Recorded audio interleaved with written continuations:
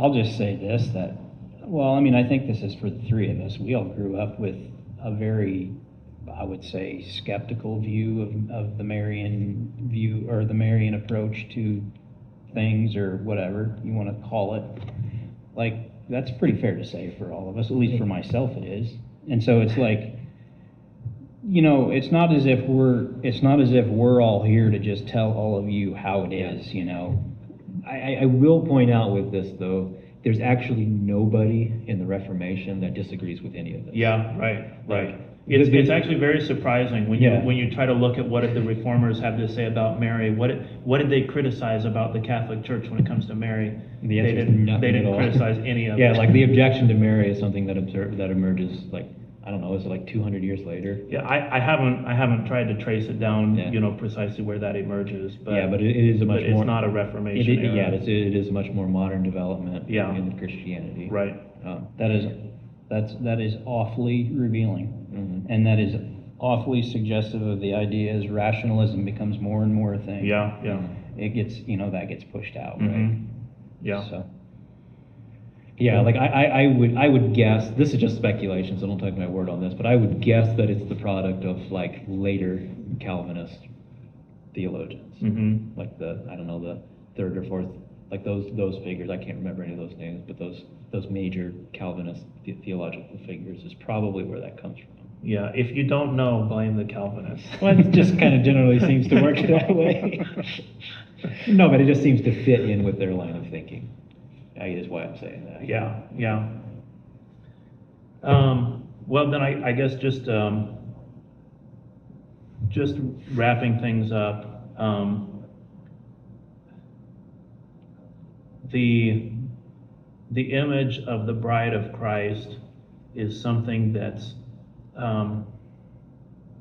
very vital when we talk about, in non-Marian traditions, when we talk about the bride of Christ, then I think we don't have any sense of what that means and what that entails and what it says about who you should be as an individual or as a church.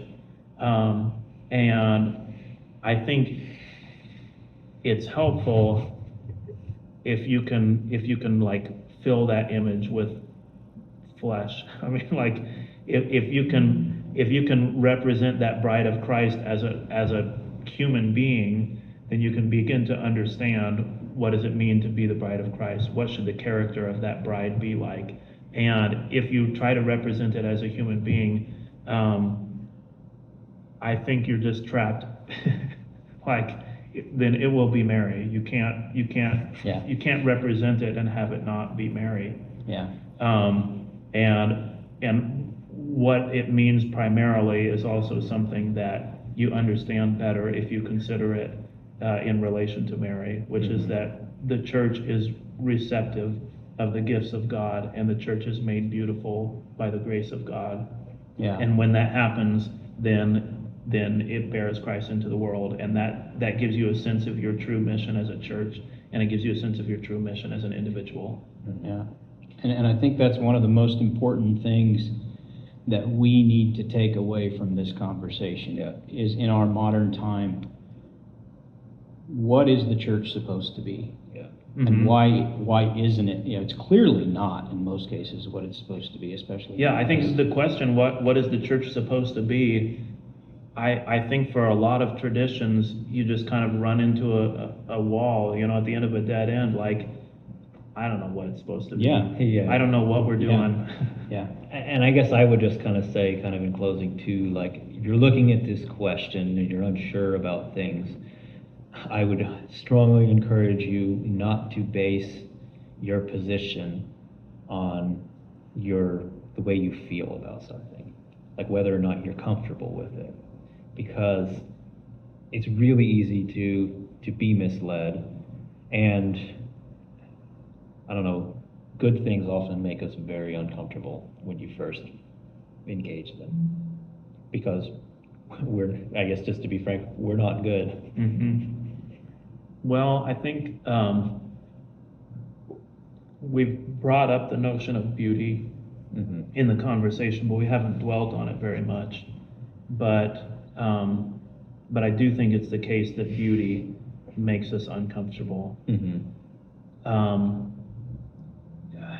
I guess I don't want to try to pontificate too much on why is it that beauty makes us uncomfortable. I think there's too many reasons, and if I try to explain it, then I think we just should have a completely separate video about beauty. yeah, well, that's fine.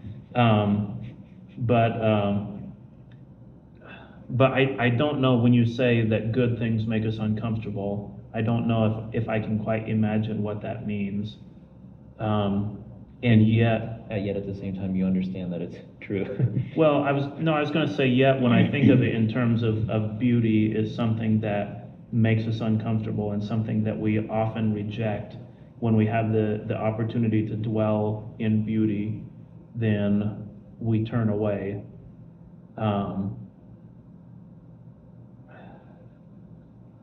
We, like when we build something or when we go out and do something, I think we often have this sense of, I could be doing this in a beautiful way, but I'm not going to. I'm going to do it in some other way. I'm going to do it in some utilitarian way or something instead. And so in that, like, we just,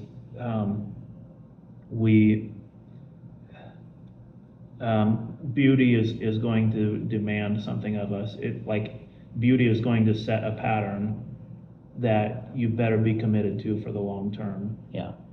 And so in that way, we don't want that, which maybe that's the way of making sense of what you say about goodness, is like, if you engage in goodness and experience it, there's the sense in which you'd better commit to this as a pattern for your life, because if you don't, then like you're making a mistake by dabbling in it. Right.